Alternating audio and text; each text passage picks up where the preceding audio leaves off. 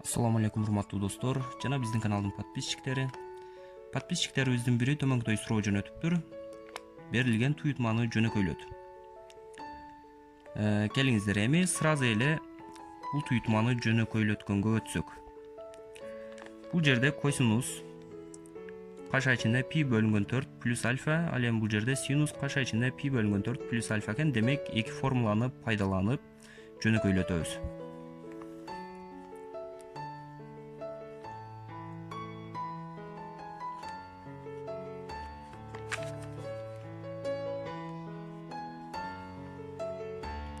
Демек косинус альфа плюс бета деген формуланы пайдалансак, косинус альфа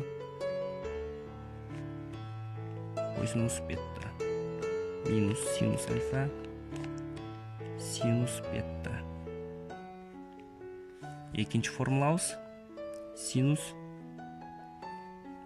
альфа плюс бета синус альфа косинус бета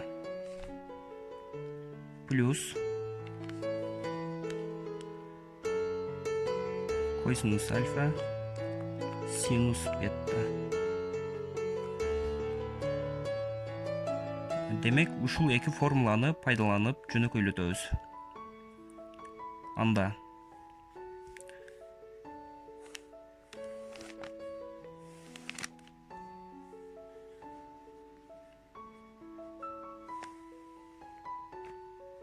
бар тамыр астында 2 косинус альфа минус 2 формула боюнча косинус пи бөлүнгөн 4 косинус альфа минус синус пи бөлүнгөн 4 синус альфа.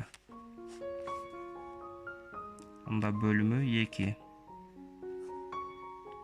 синус пи бөлүнгөн 4 косинус альфа плюс косинус пи бөлүнгөн 4 синус альфа минус тамыр астында 2 синус альфа. Демек барабар. Бул жерде косинус пи бөлүнгөн 4 тамыр астында 2 бөлүнгөн 2ге барабар. Синус пи бөлүнгөн 4 дагы тамыр астында 2 бөлүнгөн 2ге барабар. Анда төмөнкүдөй болот. Тамыр астында 2 косинус альфа минус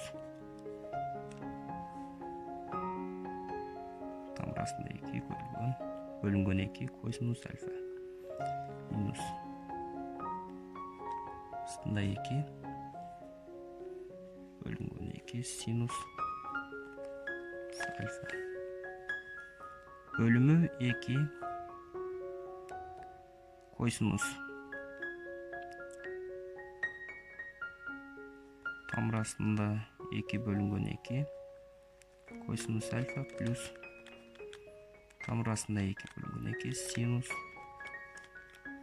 альфа минус тамыр астында 2 синус альфа.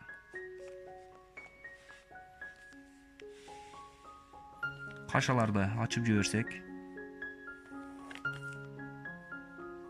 тамыр астында 2 косинус альфа минус тамыр астында 2 косинус альфа плюс тамыр астында 2 синус альфа.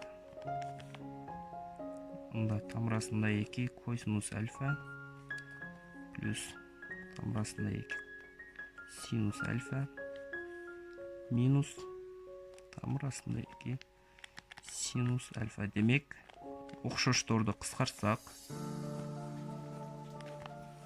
да барабар тамыр астында 2 синус альфа 2 косинус альфа кылат. Демек мындан тангенс альфа жобу